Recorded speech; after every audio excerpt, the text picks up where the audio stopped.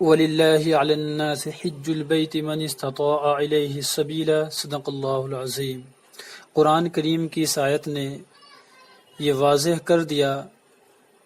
کہ انسان کے اوپر اللہ کا حق ایک یہ بنتا ہے کہ وہ حج کرے۔ اسلام کے جو اہم 5 ارکان ہیں اس میں ایک رکن بیت اللہ کا حج کرنا ہے۔ اسی آیت میں ساتھ ساتھ یہ بھی واضح کر دیا من استطاع الیہ سبیلا کہ جو وہاں تک پہنچنے کی گنجائش رکھتا ہو، استطاعت رکھتا ہو، جس کے اندر ایبلٹی ہو کہ وہ وہاں تک پہنچ سکے، تو اس کے اوپر ضروری ہے، کمپلسری ہے کہ وہ وہاں پہنچے اور وہاں جا کر حج بیت اللہ ادا کرے۔ یہاں پر آج چند باتیں عرض کرنی ہے جو عام طور سے غلط فہمی ہمارے درمیان پائی جاتی ہیں۔ اولاً تو ہماری بڑی تعداد کو یہ معلوم ہی نہیں ہے کہ حج کب فرض ہوتا ہے، اس کی کوئی ایک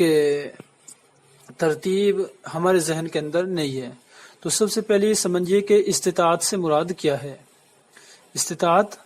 یعنی وہاں تک پہنچنے کی استطاعت رکھتا ہو، اس سے مراد کیا ہے۔ ایک صحابی نے اللہ کے رسول علیہ الصلوۃ والسلام سے ہی سوال کیا کہ استطاعت سے مراد کیا ہے، تو آپ علیہ الصلوۃ والسلام نے فرمایا زادوں و راحلہ، کہ وہاں تک جانے کا سفر خرچ تمہارے پاس ہو اور وہاں پر پھر جو رہو اس کا بھی سفر خرچ ہو، اسی کے ساتھ ساتھ میں سواری کا بھی انتظام ہو۔ اب اس میں کئی قسم کے لوگ ہوتے ہیں۔ استطاعت سے مراد کہ بعض لوگ تو وہ ہیں کہ جو حرم شریف کے آس پاس میں ہی رہتے ہیں، مکے کے اطراف میں رہتے ہیں اور وہ پیدل جا کر حج کر سکتے ہیں، تو ان کے لیے یہی استطاعت ہے کہ وہ پیدل اگر جانے کی ہمت رکھتے ہیں تو ان کے اوپر حج کرنا فرض ہے۔ بعض لوگ کچھ دور رہتے ہیں کہ وہاں سے اپنی سواری سے جا سکتے ہیں، تو ان کے لیے استطاعت یہی ہے کہ وہاں تک اگر پہنچ جائیں اپنی سواری سے تو یہی ان کے لیے استطاعت ہے، یعنی ان کے اوپر حج کرنا فرض ہے۔ ہم آتے ہیں اپنے ملک کی طرف، ہندوستان کی طرف، تو ہم دیکھتے ہیں کہ ہندوستان میں عموماً پانی کے جہاز سے بھی اب حج کا سفر ممکن نہیں ہے، تو عام طور سے ہوائی جہاز سے حج کیا جاتا ہے، اور وہ بھی سرکاری انتظام کے تحت، یا کچھ پرائیویٹ کمپنیاں اپنی طرف سے حج کراتی ہیں۔ تو جس کے پاس اتنی گنجائش ہو کہ وہ اس کے کرائے کو ادا کر سکے اور جو خرچہ ہے اس کو دے سکے، اور پھر اپنے گھر والوں کے لیے اتنی گنجائش ہو کہ درمیانی جو اس کا خرچ دیا کرتا تھا وہ آنے جانے کا سفر خرچ سے نکال کر اتنی رقم اپنے بیوی اہل و عیال کے نکال کر رکھ سکے، تو اس کے اوپر حج کرنا فرض ہے۔ فار ایگزامپل ہمارے ملک میں تقریباً 2.5 لاکھ کے آس پاس حج کا خرچ ہوتا ہے۔ اب ایک شخص کے پاس میں 3 لاکھ روپیہ موجود ہے، تو اس کے اوپر حج کرنا فرض ہے کہ 2.5 لاکھ سے وہ حج کرے گا، جس میں اس کا کھانا، رہنا، سہنا، آنا خرچ سب شامل ہوگا، اور 50,000 روپے وہ اپنے انتظام کے لیے اپنے گھر میں رکھ سکتا ہے، یعنی 10,000 20,000 جو بھی اس کے لیے کافی ہیں۔ تو معلوم ہوا کہ اب اس کے اوپر انسان کے اوپر حج کرنا فرض ہے۔ تو حج کرنا، جس اللہ تعالیٰ فرماتے ہیں وَلِلَّهِ عَلَى النَّاسِ حِجُّ الْبَيْتِ مَنِ اسْتَطَاعَ إِلَيْهِ سَبِيلًا، کہ جو آدمی اتنی گنجائش رکھتا ہو وہاں تک پہنچنے کی اور سفر خرچ کی اور کھانے کی خرچ کی، تو اس کے اوپر حج کرنا فرض ہے۔ اب اگر یہ حج نہیں کرتا ہے تو یہ گنہگار ہوتا ہے۔ ہمارے یہاں پر بعض لوگ یہ سمجھتے ہیں کہ میرے پاس میں نقد روپیہ تو موجود نہیں ہے، لیکن ان کے پاس میں زیور موجود ہوتا ہے، سونا چاندی موجود ہوتا ہے، تو یہ بھی نقد کے ہی حکم میں ہے۔ اگر کسی کے پاس میں اتنا زیور ہے، چاہے وہ سونے کی شکل میں ہو، چاندی کی شکل میں ہو، استعمال میں آتے ہوں یا استعمال میں نہ آتے ہوں، کہ ان کو بیچنے کے بعد اتنا روپیہ اس کے پاس موجود ہو جائے جس سے حج کر لے، تو اس کے اوپر بھی حج کرنا فرض ہے۔ اسی طریقے سے ایک غلط فہمی ہمارے یہاں پر یہ پائی جاتی ہے کہ ہم یہ سمجھتے ہیں کہ جب ہم اپنے بچوں کی شادیوں سے فارغ ہو جائیں گے اس کے بعد میں پھر جا کر حج کریں گے، تو یہ بھی غلطی ہے اور غلط فہمی ہے۔ اس لیے کہ جب انسان کے پاس میں اتنا مال ہو گیا کہ جس میں وہ حج کر سکتا ہے، تو اس کے اوپر حج کرنا فرض ہو گیا۔ اب جتنا بھی اس کو ڈیلے کرے گا، اس میں تاخیر کرے گا، وہ گنہگار ہوگا۔ اس لیے پہلی فرصت میں اللہ نے جب گنجائش دی تو فوراً حج کے لیے چلا جائے، بعد میں شادی وغیرہ کی جائے۔ دوسری بات یہ ہے کہ شادی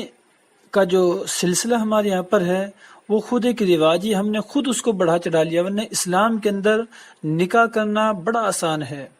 کہ نکاح میں کوئی خرچ نہیں ہے، بڑا آسان ہے، سادہ ہے، سمپل ہے، اس لیے شریعت نے اس کا اعتبار نہیں کیا ہے۔ پہلے آپ اگر حج فرض ہو گئے تو آپ حج کیجئے۔ ایک غلط فہمی یہ پائی جاتی ہے کہ بعض لوگ یہ سمجھتے ہیں کہ ان کے ماں باپ غریب ہوتے ہیں، یعنی کہ ان کے پاس اتنی وسعت نہیں ہوتی ہے یا کسی وجہ سے وہ حج نہیں کر سکے ہیں، لیکن بیٹے کو اللہ نے کوئی اچھی جاب عطا فرما دی، اس کا اچھا بزنس کاروبار ہے، وہ اپنا اچھی طریقے سے سیٹل ہے، تو وہ سمجھتا ہے کہ جب تک میرے ماں باپ حج نہیں کریں گے میرے اوپر حج نہیں ہے۔ تو یہ بھی غلط فہمی ہے، جو صاحب حیثیت ہے، صاحب وسعت ہے، اس کے اوپر حج کرنا فرض ہے، چاہے ماں باپ نے حج کیا ہو یا نہ کیا ہو۔ اس بیٹے کے اوپر حج کرنا اب فرض بن گیا ہے کہ یہ حج کرنے جائے۔ اسی طریقے سے غلط فہمی یہ پائی جاتی ہے کہ ہم یہ سمجھتے ہیں کہ ابھی تو جوانی کی عمر ہے، ابھی جو کرنا ہے کر لو، جب تھوڑی سی عمر ڈھل جائے گی، بڑھاپا قریب آ جائے گا، بڑھاپے میں کہ سارے گناہ کر کے پھر جا کر توبہ کر لیں گے، پھر حج کریں گے، تو یہ بھی شدید غلط فہمی ہے، اس لیے کہ ہم نہیں جانتے کب اللہ کی طرف سے بلاوا آ جائے، اور اگر ہم اسی طریقے سے تاخیر کرتے رہے حج میں اور ہماری موت آ گئی تو ایک فرض کو چھوڑنے کے ہم گنہگار ہوں گے، جس کے اوپر بڑی شدید وعید حدیث کے اندر اللہ کے نبی نے بیان فرمائی ہے کہ جو انسان حج چھوڑے وہ یہودی ہو کر مرے یا نصرانی ہو کر مرے، اس کا مجھ سے کوئی تعلق نہیں ہے۔ بسا اوقات ایسا ہوتا ہے کہ انسان کے پاس میں زیور بھی نہیں ہے، نقد شکل میں بھی موجود نہیں ہے، لیکن اس کے پاس میں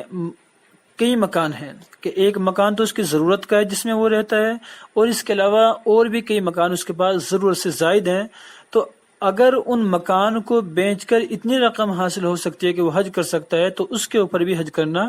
فرض ہے۔ اسی طریقے سے کسی انسان کے پاس میں ضرورت سے زیادہ کوئی گاڑی ہے، کوئی سامان ہے،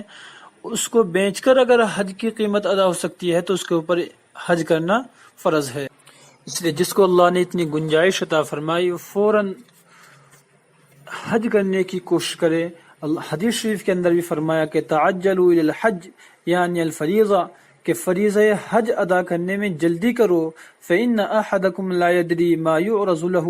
کیونکہ تم میں سے کسی کو معلوم نہیں کہ آئندہ کیا رکاوٹ پیش آ جائے۔ من اراد الحج فلیتعجل، کہ جس شخص کا حج کا ارادہ ہو تو اسے چاہیے کہ جلدی کرے۔ ایک چیز یہ دیکھنے میں آتی ہے کہ بسا اوقات انسان کسی دنیاوی کام کی وجہ سے، کاروبار کی وجہ سے حج کرنے نہیں جاتا، وہ سوچتا ہے کہ چلو آئندہ سال کریں گے۔